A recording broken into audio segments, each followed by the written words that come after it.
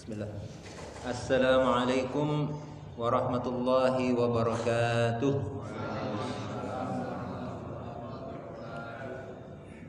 Innal hamdalillah nahmaduhu wa nasta'inuhu wa nastaghfiruh wa na'udzu billahi min shururi anfusina wa sayyiati a'malina.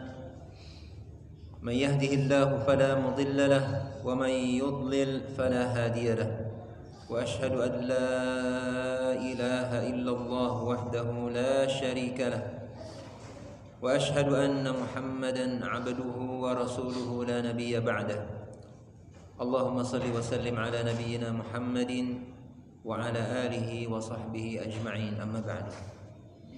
Bapak Ibu jemaah sekalian rahimakumullah, terlebih dahulu mari kita bersyukur kepada Allah Subhanahu wa taala atas segala limpahan nikmat dan karunia-Nya yang tak terhingga kepada kita semua. Kemudian salawat dan salam semoga selalu tercurahkan kepada Nabi kita Muhammad sallallahu alaihi wasallam, juga kepada keluarga beliau, para sahabat beliau, dan orang-orang yang mengikuti petunjuk beliau dengan baik hingga hari kiamat nanti. Jemaah sekalian rahimakumullah, pada pertemuan yang telah lalu kita sudah membahas tentang lafaz ta'awud, lafaz basmalah. Kemudian dalam surat Al-Fatihah kita sudah mempelajari fadail, keutamaan-keutamaan surat Al-Fatihah. Sebelumnya lagi tentang nama-nama surat Al-Fatihah. Kemudian yang ketiga berkenaan dengan apakah Al-Fatihah itu turun sebelum hijrah atau sesudah hijrah, Bapak Ibu? Sebelum hijrah. Namanya berarti surat Makkiyah. Ya, surat Makkiyah dari kata Makkah. Ya, bukan berarti suratnya ini turun di Mekah, enggak mesti seperti itu. Ya. Jadi Makkiyah itu maksudnya walaupun penyebutannya itu dengan nama tempat, tapi maksudnya adalah dengan waktu, yaitu sebelum hijrah. Nah, sekarang kita akan masuk tentang makna ayat-ayat surat Al-Fatihah. Ayat yang pertama Allah Subhanahu wa taala berfirman, A'udzubillahi minasyaitonirrajim. Bismillahirrahmanirrahim. Alhamdulillahi Rabbil alamin. Kata alhamdu artinya segala puji. Alhamdu itu ada berapa huruf, jemaah? Alif, lam, ha, mim, dal. 5. Terjemahnya dalam bahasa Indonesia berapa huruf? Segala. Banyak ya. Nah ini. Jadi al itu sudah mengandung makna segala. Ya, kalau dalam istilahnya alif lam istighraqiyah, artinya alif lam yang menunjukkan makna keseluruhan. Ya, kalau terjemahannya segala. Hamdu atau hamdun itu maknanya pujian. Nah, sekarang jemaah sekalian rahimakumullah, pujian berarti kata kerjanya memuji. Memuji dalam bahasa kita misalkan apa? Maknanya apa? Memuji. Memuji seseorang berarti menyifatinya dengan kebaikan. Ya. Oh, Bapak ini orangnya baik, suka bantu. Nah, itu dia memuji. Menyifati seseorang dengan kebaikan. Seseorang atau apapun, ya. Benda, memuji misalnya rumahnya, oh rumahnya bagus, masjidnya enak. Nah, itu memuji, menyifati sesuatu atau seseorang dengan kebaikan.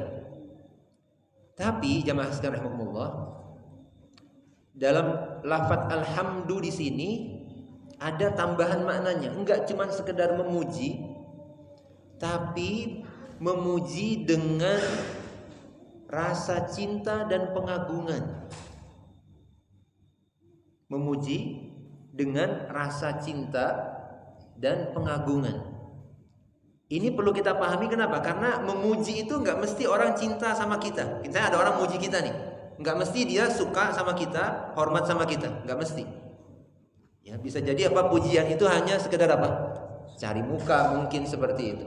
Atau memang ada maksud-maksud tertentu, ya. Enggak mesti orang memuji kita itu dia karena suka, enggak. Nah, pujian yang terkandung dalam makna hamdun, hamida yahmadu itu adalah pujian yang diiringi dengan rasa cinta dan pengagungan. Kalau pujian yang ya mutlak tanpa dilihat apakah ada rasa cinta dan pengagungan atau tidak, dalam bahasa Arab itu dibalik hurufnya jadi madhun. Jadi ada hamdun, ada madhun.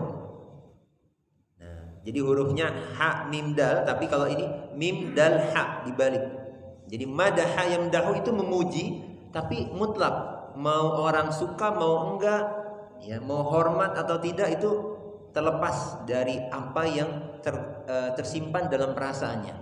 Itu madhun. Tapi kalau hamdun itu disertai dengan rasa cinta dan pengagungan. Nah, jadi ketika kita mengucapkan alhamdulillah, ini benar-benar pujian yang memang lahir dari rasa cinta dan pengagungan kita kepada Allah. Enggak sekedar orang muji ya tanpa ada rasa cinta atau pengagungan ini. Kemudian lillah, lafaz Allah, jamaah sekalian, lafaz Allah, untuk memahami lafaz Allah kita perlu memahami lafaz ilah. Ilah itu tadi sembahan. Jadi Tuhan sembahan. Nah, kalau sembahan itu berarti dalam bahasa Indonesia ya, akhiran an itu bisa bermakna di. Kalau sembahan berarti di sembah, makanan di makan, minuman di minum. Nah, itu. Jadi sembahan itu yang disembah, Tuhan yang disembah. Artinya, ini nanti ada, saya jelaskan ini untuk membandingkan kata ilah dengan Rabb. Ya. Alhamdulillahi Rabbil alamin. Rabb juga artinya Tuhan. Ya. Ilah artinya Tuhan, Rabb juga artinya Tuhan. Bedanya apa? Nah, kalau ilah itu Tuhan sembahan, yang disembah. Disembah itu artinya dicintai, diagungkan. Ya. Kemudian diharapkan, ditakuti, nah gitu. Nah, sedangkan Rabbun itu Tuhan yang menciptakan, memberi rezeki, apa lagi? Ya Pak? Menguasai, memiliki, mengatur. Nah, jadi ini dua kata ini kita bisa pahami dengan baik. Kalau ilah itu nanti ya. Kalau artinya menunjukkan makna pasif, ya bisa dikatakan seperti. Kalau Rabb itu Tuhan yang tadi memberi rezeki, menciptakan, mengatur, dan seterusnya. Ya. Jadi kalau kita pahami lafaz tauhid la ilaha illallah, berarti bapak-bapak, ibu-ibu harus bisa membedakan nih. Yang digunakan di situ apa? Bukan la robba illallah, tapi la ilaha illallah. Artinya tidak ada sembahan kecuali Allah, sembahan yang benar. Ya, sembahan berarti apa? Orang-orang Quraisy dulu itu mereka mengakui Allah sebagai pencipta alam semesta. Mereka meyakini Allah itu pemberi rezeki, Allah itu yang menurunkan hujan, yang mengatur semuanya. Ya. Tapi mereka tidak menjadikan Allah sebagai satu-satunya sembah. Ini bedanya Bapak Ibu. Tidak menjadikan Allah sebagai satu-satunya yang disembah. Ya. Kalau keyakinan mereka Allah menciptakan, memberi rezeki, mengatur, mereka yakin. Oleh karena itu, Bapak Ibu, kita nggak cukup orang misalnya masuk Islam, la ilaha illallah, kemudian dia memahami lafaz tauhid ini dengan apa? Kalimat tauhid ini dengan mana? Tidak ada Tuhan yang menciptakan alam semesta kecuali Allah. Ini nggak cukup. Ya. Tidak ada Tuhan yang memberi rezeki kecuali Allah. Ini nggak cukup. Sebab apa? Orang kafir Quraisy juga meyakini seperti itu, Bapak Ibu. Ya. Jadi mana la ilaha illallah, tidak ada sembahan yang benar Jadi semua sembahan selain Allah itu batil. Ya, mau patung-patung, mau matahari, bulan, bahkan malaikat-malaikat, ya orang-orang soleh itu tidak layak dijadikan sembahan. Nah ini perbedaan antara ilah, Allah dan Rabb. Kemudian al-alamin. Al-alamin dari kata alam. Alam artinya sudah jadi bahasa Indonesia nih, jadi alam. Alam itu artinya tanda, jemaah. Jadi alamat. Ini alamat baik nih, nah, gitu. Itu bahasanya tanda baik. Jadi sudah diserap dalam bahasa Indonesia. Alam itu alam artinya tanda. Tanda apa? Tanda kekuasaan Allah. Ini kadang-kadang saya mikir gitu, saya nggak tahu asalnya ini benar apa enggak. Tapi dalam bahasa Inggris, gitu, saya nggak tahu kayak ilmu cocokologi lah. Biasanya orang sekarang itu bahasa Inggrisnya alam itu apa? Alam, universe. Uni itu kesatuan, verse itu kan artinya ayat. Kalau saya nyocok-nyocok itu berarti ayat-ayat Allah yang menunjukkan ketauhidan Allah, keesaan Allah. Ini kalau saya cocok-cocokin, nggak tahu saya perlu di bahasa asal ada ilmu filologinya, istilahnya asal suatu kata itu dalam sebuah bahasa. Ya, jadi intinya alam itu adalah tanda, berarti para ulama menjelaskan bahwa alam itu adalah segala sesuatu selain Allah. Pengertian alam itu adalah segala sesuatu selain Allah. Jadi semuanya alam. Jadi ya kalau hanya ada Allah dan alam. Nah, seperti itu. Dan alam ini yang menunjukkan menjadi tanda ayat. Ya kalau kita menyebutnya ayat itu tanda. Tanda akan keesaan Allah, kekuasaan Allah, kasih sayang Allah, ya, ilmu Allah, hikmah Allah, dan seterusnya. Seperti itu. Dan sekarang alamin itu dalam bentuk jamak. Jadi kalau cuma satu alam saja itu namanya alam, alamun. Kalau di sini alamin itu artinya sekian banyak alam. Ya. Jadi Rabbil alamin adalah Rabb, Tuhan yang menciptakan, mengatur, memiliki, menguasai sekian banyak alam yang ada dalam wujud ini. Baik itu alam namanya alam sufli, maksud alam sufli itu maksudnya bumi, ya, maupun alam ulwi. Ulwi itu yang di atas langit sana. Alam hewan, tumbuh-tumbuhan, mikroba-mikroba kecil yang ada di kita nggak lihat. Alam syahadah yang bisa kita lihat, alam gaib yang tidak kita lihat. Semua jenis alam ini merupakan alam, ya, yang tentunya diciptakan, dikuasai, dimiliki, diatur oleh Allah Subhanahu wa taala. Nah, jadi jemaah sekalian Allah, ini makna ayat alhamdulillahi rabbil alamin. Sekarang jemaah sekalian Allah, kalau tadi kata Rabb, ya, Rabbil alamin, Rabbil alamin, Rabb alam semesta, maka ini merupakan nama kedua disebutkan dalam ayat ini. Jadi nama Allah yang pertama tadi Allah, ya. Kemudian Rabbil alamin ini adalah salah satu nama Allah. Sudah ada dua nama Allah. Maka Allah kemudian, ya, Rabbil alamin dijelaskan pada ayat-ayat setelahnya. Ar-Rahman, Ar-Rahim. Ar-Rahman terjemahnya apa? Yang Maha Pengasih.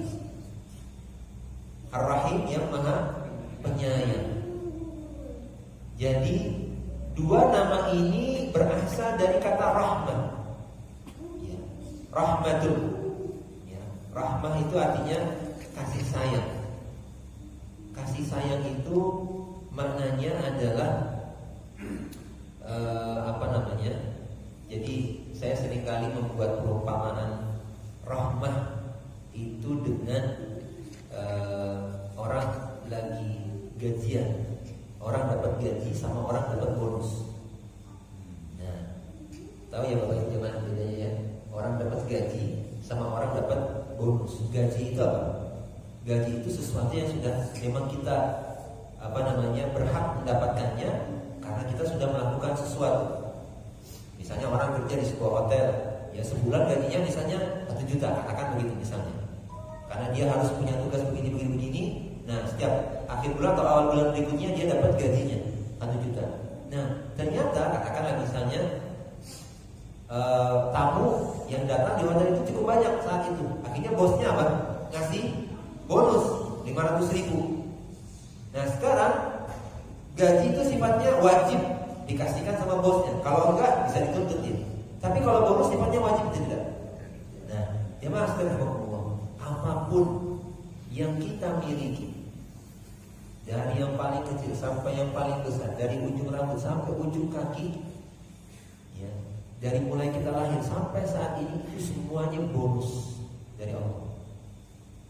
Semuanya bonus, merupakan sesuatu yang Allah kasih karena kasih sayangnya, bukan karena kita berhak, bukan karena kita layak atau kita melakukan sesuatu kemudian Allah wajib kasih kita, enggak.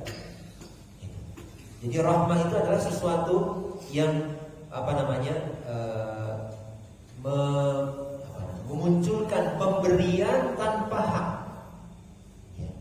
Memunculkan pemberian, ya, tanpa hak. Jadi memang kasih sayang. Kita kalau misalnya sama anak-anak kita, ya toh, ya, orang tua, apa misalnya kok bisa gitu ya? Ketika lahir misalnya kita repot-repot mau mandiin kemudian segala macam biar dia hidup. Jadi belum melakukan apa-apa, tapi memang dasar kasih sayang kita kepada anak-anak kita, seperti namanya rahmat. Nah, apa beda Ar-Rahman dan Ar-Rahim? Kalau Ar-Rahman itu rahmat yang menyeluruh kepada seluruh makhluknya, semua makhluknya. Jadi Ar-Rahman itu yang maha pengasih kepada semua makhluknya. Ini salah satu ini. Sedangkan Ar-Rahim itu adalah yang penyayang kepada makhluk-makhluk tertentu. Gitu. Kira-kira makhluk-makhluk tertentu yang disayang oleh Allah ini siapa? Orang beriman, betul. Orang beriman. Jadi salah satu perbedaan antara Rahman dan Rahim dijelaskan oleh para ulama, kalau Ar-Rahman itu mencakup keseluruhan makhluk, ya, baik orang kafir maupun orang mukmin, hewan-hewan, tumbuhan, semuanya mendapatkan rahmat dari Allah Subhanahu wa taala. Tapi untuk rahmat dalam nama Ar-Rahim ini khusus hanya diberikan kepada orang-orang yang beriman, ya. Nah, maka kemudian jamaah sekalian, kalau kita merenungi bahwa rahmat Allah, kasih sayang Allah kepada kita begitu besar sekali, begitu luas sekali, kira-kira perasaan apa yang akan muncul dalam hati kita kepada Allah? Perasaan belum tepat yang saya inginkan. Rasa apa? Kita membayangkan nikmat Allah, karunia Allah, rahmat Allah begitu banyak kepada kita, maka akan muncul rasa titik-titik kepada Allah. Rasa apa? Hah? Syukur belum? Ini jadi kayak ya biar ini ya, biar aktif Bapak. Ya. Misalkan ada orang, ya, Pak, ini hadiah nggih? Oh, Masya Allah, besoknya ngasih hadiah lagi, besoknya ngasih hadiah lagi. Kira-kira muncul rasa apa dalam hati Bapak Ibu? Ada orang ngasih hadiah, kita tiap rasa cinta, rasa suka, rasa senang sama orang ini. Jadi rahmah itu dia mengundang, memunculkan, menumbuhkan rasa cinta kita kepada Allah Subhanahu wa taala. Cuma masalahnya rasa cinta ini, ya, ini sekarang kalau misalkan Bapak sudah dekat, ya, sama seseorang nih, punya teman, ya, atau mungkin sama, ya, pasangan, ya, sudah dekat, tentu ada rasa cinta di situ. Kira-kira perilakunya biasanya itu akan kurang terjaga gitu ya. Mungkin rasa hormatnya itu menjadi kurang, ya kan? Karena biasanya kalau saking dekatnya orang tuh kadang-kadang asal sikapnya itu nggak diperhatikan lagi, ya, karena sudah saking dekatnya dan merasa tidak akan tersinggung. Ya, kalau misalnya anak-anak gitu kan kadang-kadang sampai manggil temannya itu dengan sebutan hewan gitu. Ya, padahal bercanda maksudnya, ya. Karena sudah saking dekatnya. Jadi sikapnya itu bahkan nggak ada rasa hormat lagi, kadang-kadang seperti itu karena sudah saking akrabnya. Nah, kepada Allah Subhanahu wa taala, jamaah sekalian Allah, rasa cinta ini nggak cukup. Ya. Kenapa? Karena orang kalau hanya beribadah kepada Allah dengan rasa cinta, maka nanti jatuhnya seperti orang-orang tasawuf yang menyimpang, ya, yang mereka itu akhirnya apa? Sebagian mereka itu sampai ada yang punya pemahaman wahdatul wujud. Mereka memandang bahwa makhluk itu bisa bersatu dengan Allah, dan orang yang sudah seperti ini makomnya, dia nggak apa-apa berbuat dosa, berbuat zina, membunuh, apa lagi? Karena apa? Sudah bersatu dengan Allah. Waliyadzubillah. Ta'ala Allahu 'uluwan kabira. Kenapa? Karena rasa cinta tadi itu tidak dibarengi dengan pengagungan. Ya, tidak dibarengi dengan pengagungan. Maka setelah Allah sebutkan namanya Ar-Rahman Ar-Rahim yang memunculkan rasa cinta pada hati kita, Allah sebutkan nama apa? Maliki Yaumiddin, Raja Hari Pembalasan. Kalau kita dengar nama Raja, sikap kita apa? Mengagungkan. Ya. Jadi kalau dimanapun namanya Raja, pemimpin itu pasti dihormati, diagungkan. Tapi nggak mesti dicintai, betul nggak? Iya toh? Namanya raja. Kalau Sri Sultan jelas diagungkan, dicintai sama rakyatnya. Tapi kalau misalnya seorang raja yang zalim, dia ditakuti, ya toh, orang mungkin gemetaran, ya, tapi dia nggak dicintai oleh rakyatnya. Maka di sini Allah Subhanahu wa taala, ya, Ar-Rahman Ar-Rahim kemudian diimbangi dengan apa? Nama Maliki Yaumiddin, Raja Hari Pembalasan. Supaya apa? Antara cinta dan pengagungan ini bisa seimbang. Diingatkan. Dan Malik itu artinya bisa, kalau Bapak Ibu baca Malik, ya, itu artinya pemilik. Ada dua cara baca. Bisa Maliki Yaumiddin, Malik di situ artinya pemilik. Kalau Maliki Yaumiddin itu artinya raja. Jadi ada dua. Bedanya kalau Malik pemilik. Kita misalnya saya punya meja ini. Ya, meja ini saya punya, misalnya punya saya, maka saya bisa berlaku apa saja terhadap meja ini. Mau saya cat, ya, mau saya potong, ya, biar lebih pendek, mau saya modif seperti apa, terserah saya. Artinya saya berhak untuk berbuat apa saja dengan apa yang saya miliki. Itu namanya Malik, pemilik. Jadi dia berbuat apa saja. Nah, kalau Malik ini raja, dia memberi perintah, larangan. Ya, kalau tadi dengan perbuatan, kalau ini dengan ucapan. Raja, sana, pergi sana, nggak boleh begini, nggak boleh begitu. Nah, gitu. Ke apa namanya, bawahan-bawahannya. Dia ngasih perintah dan larangan, gitu. Ya, jadi dengan ucapannya dia menjalankan kekuasaannya. Jadi di sini ada dua bacaan, Malik dan Malik. Jadi bisa artinya pemilik, bisa artinya raja. Yaumiddin itu artinya hari pembalasan. Yang dimaksud hari pembalasan apa? Hari kiamat. Sekarang jadi pertanyaan Bapak Ibu, kok disebutkan raja hari pembalasan? Berarti apa? Bukan raja? Apakah bukan menjadi raja hari dunia? Kan ada hari pembalasan, hari kiamat, ada hari dunia, kan gitu kan ya? Kenapa nggak disebut hari dunia juga? Kenapa khusus hari kiamat? Karena jemaah sekalian, pada hari kiamat nanti kekuasaan Allah, kepemilikan Allah itu benar-benar akan terlihat oleh semua makhluknya tanpa ada satupun orang yang mengingkarinya. Kalau di dunia sekarang ada orang kafir, ada orang yang buta mata hatinya sehingga tidak bisa melihat kekuasaan Allah. Ada orang yang bahkan mengingkari keberadaan Allah di dunia ini.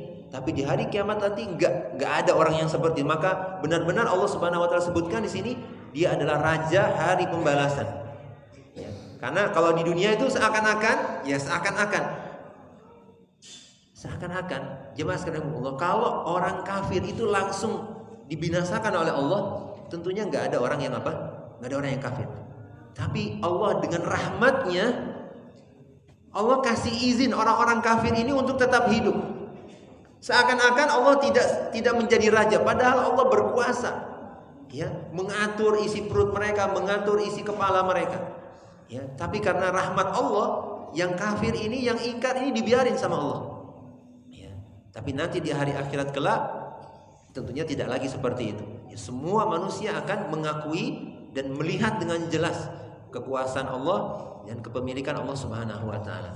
Jadi saya kira sampai sini dulu ya pembahasan kita sampai Maliki Yaumiddin. Mungkin ada pertanyaan Bapak Ibu? Oke, silakan Pak. Terima kasih atas waktunya. Oke. Jadi yang Ustaz sampaikan tadi yang saya tangkap adalah bahwa orang kafir Quraisy itu dia ilahnya bukan hanya Allah saja. Ya. Ada nilai lain yang lain. Betul, sembahannya bukan hanya Allah tapi ada sembahan-sembahan lain. Apakah dalam dia sembah Allah memang dia menyatakan ya Allah sebenarnya juga? Iya. Iya. Dan jadi kalau di samping itu dia mungkin juga bilang ya Allah ya Allah. Betul. Betul. Iya, jadi ya, saya cuma mau menyampaikan saja. Jadi pengertian saya ini sudah tidak begitu. Sudah betul Bapak. Nah, baik. Jadi mungkin saya bisa tambahkan, ya, bisa saya tambahkan bahwa orang-orang kafir Quraisy mereka menyembah Allah, tapi juga menyembah selain Allah. Hanya saja, jemaah sekalian Allah, penyembahan mereka kepada Allah ini batal. Artinya apa? Walaupun mereka menyembah Allah, pada hakikatnya mereka tidak menyembah Allah. Seperti misalnya kalau Bapak Ibu sholat tanpa wudhu, sah nggak sholatnya? Enggak. Dianggap sudah sholat belum? Belum. Begitu juga dengan orang-orang musyrik ini. Walaupun mereka menyembah Allah, tapi karena mereka menyembah selain Allah, maka penyembahan mereka kepada Allah ini dianggap batal dan tidak ada sama sekali. Makanya dalam surat Al-Kafirun, Allah Subhanahu wa taala mengajarkan Rasulnya sallallahu alaihi wasallam untuk mengatakan apa? Qul ya ayyuhal kafirun, katakanlah wahai orang-orang kafir, la a'budu ma ta'budun. Aku tidak menyembah apa yang kalian sembah. Wala antum abiduna ma a'bud, dan kalian juga tidak menyembah apa yang saya sembah. Coba perhatikan. Kalian orang-orang kafir Quraisy tidak menyembah apa yang saya sembah. Yang disembah Nabi Muhammad siapa? Allah. Orang-orang kafir Quraisy menyembah Allah tidak? Menyembah Allah tidak? Secara zahir menyembah. Mereka berdoa kepada Allah ketika misalnya mereka naik kapal kemudian ada ombak gitu ya, mau tenggelam, mereka ya Allah, ya selamatkan saya, ya Allah selamatkan saya. Mereka berdoa kepada Allah, lupa itu sama patung-patung berhala, Lata, Uzza, Manat, Hubal segala macam. Mereka lupa. Ya ketika ditimpa musibah mereka berdoa ya Allah, ya Allah. Yang mereka panggil, yang mereka doa kepada Allah. Tapi ketika mereka sudah sampai di daratan, mereka lupa lagi. Ya, mereka sembah lagi patung-patung itu. Maka penyembahan mereka kepada Allah ini batal. Dikatakan apa? Kalian tidak menyembah apa yang aku sembah. Karena memang penyembahan kalian itu hanya zahirnya saja, hakikatnya tidak ada. Nah, seperti itu. Ini tambahan saja dan saya kira tidak ada pertanyaan lagi, nggih? Oh, nggih.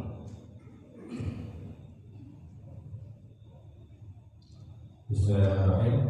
Yang ingin saya tanyakan Ustaz, yaitu tentang yang pertama definisi Rabb, Rabbul Alamin. Kemudian tentang makhluk, terutama manusia itu sebagai hamba. Saya juga tanyakan definisi hamba itu apa. Kemudian bagaimana kedudukan hamba itu di hadapan Rabb-nya. Begitu Ustaz, terima kasih. Baik. Jadi kalau Rabbun itu makna asalnya adalah ada namanya al-muslih yang memperbaiki, bisa juga yang memiliki. Misalnya Rabbul Bait. Rabbul Bait itu berarti apa? Pemilik rumah. Seperti itu. Jadi secara singkat dasarnya asalnya itu adalah yang memperbaiki sesuatu, ya, yang mengantarkan sesuatu kepada apa yang menjadi maslahat baginya, gitu. Jadi ini nanti sebenarnya ada hubungannya dengan kata tarbiyah, pendidikan. Ya, tarbiyatun, rabba yurabbi, itu nanti ada hubungannya dengan makna rabbun. Jadi yang mentarbiyah, kita mendidik anak itu kan apa? Mengantarkan dia secara bertahap, pelan-pelan, ya, sehingga dia menjadi tumbuh dengan baik kan, seperti itu. Maka rabbun juga begitu. Pada makna asalnya adalah yang apa? Yang memperbaiki segala sesuatu. Jadi tidak ada kemudian dari lemah menjadi kuat, seperti itu. Dari yang tadinya tidak memiliki sifat-sifat tertentu kemudian menjadi sifat-sifat yang sempurna dan baik. Jadi itu makna Rabbun. Jadi Tuhan, yang gampangnya Tuhan yang menciptakan, memberi rizki, mengatur, menguasai dan seterusnya. Kemudian hamba, lawannya dari kata abdun. Jadi abdun ibadah. Ibadah artinya adalah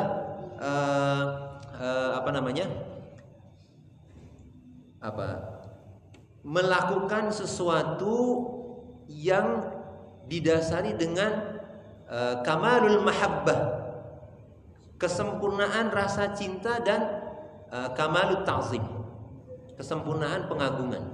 Jadi ketika seseorang misalkan menjadikan sesuatu, kemudian dia begitu cinta kepadanya dan sekaligus mengagungkannya sehingga dia tunduk patuh ya kepada apa yang dia katakan, yang dia suruh, yang dia larang, maka sungguhnya dia sudah menyembah sesuatu ini. Jadi seperti itu. Dan kita semua sebagai hamba Allah dengan dua pengertian. Pertama, hamba Allah dengan makna ibadah ittirariyah. Ittirariyah itu artinya terdesak. Contoh misalkan Bapak Ibu, kita makan, ini biasanya sering juga saya dengar. Kita makan nasi, kita ambil, kita masukkan ke mulut, kita kunyah, kita telan. Kemudian setelah itu makanan itu masuk tanpa kendali dari diri kita. Makanan itu diolah oleh tubuh kita dengan pengaturan Allah Subhanahu wa taala. Jadi tubuh kita ini sebenarnya adalah hamba Allah yang mengikuti aturan-aturan Allah, perintah-perintah Allah. Ya, kalau misalnya ada oksigen nanti diatur, diolah jadi seperti ini. Nanti kalau ada karbon dioksida keluar dari dari hidung dan seterusnya. Zat-zat dalam tubuh kita dipisah-pisah. Ya, itu semua atas perintah Allah Subhanahu wa taala. Itu namanya kita menjadi hamba Allah secara ittirar, terdesak. Mau nggak mau kita nggak bisa milih. Ya, mau nggak mau, ya, suka tidak suka kita terdesak, butuh kepada pengaturan Allah Subhanahu wa taala. Kemudian yang makna kedua, ibadah ikhtiyariyah. Ikhtiyariyah itu artinya berdasarkan pilihan kita. Ya. Misalnya apa? Mau masuk Islam atau tidak? Itu pilihan kita. Mau keluar dari Islam atau tidak? Itu pilihan kita. Mau menjalankan sunnah atau tidak? Itu pilihan kita. Maka hal-hal ini, ibadah ini, misalnya mau sholat jamaah atau tidak, itu pilihan Bapak Ibu. Bapak Ibu bisa milih. Tapi ketika kita milih untuk sholat, menjaga sholat 5 waktu, baca Al-Quran, belajar, maka kita sedang beribadah dengan ibadah yang memang ikhtiyari, berdasarkan pilihan. Jadi semua manusia itu adalah hamba Allah dengan makna tadi, dengan makna yang pertama, karena memang mereka butuh kepada Allah. Ya, tapi tidak semua beribadah kepada Allah dengan apa? Ibadah yang ikhtiar, yang memang dipilih. Karena kan memilih artinya beribadah dengan ikhtiar ini memilih sesuatu yang diridhoi, disukai, dicintai oleh Allah Subhanahu wa taala. Saya kira sudah jelas belum ini, Mas? Insyaallah ya. Insyaallah. Barakallahu fikum. Kita cukupkan, sudah sampai 8.15. Mudah-mudahan Allah Subhanahu wa taala senantiasa memberikan kita ilmu yang bermanfaat dan beri kita hidayah untuk bisa beramal dengan ilmu yang kita miliki. Jazakumullahu khairan wa sallallahu ala nabiyyina Muhammad wa ala alihi wa sahbihi ajma'in. Walhamdulillahirabbil alamin. Subhanakallahumma wa bihamdika asyhadu an la ilaha illa anta astaghfiruka wa atubu ilaik. Assalamu alaikum warahmatullahi wabarakatuh.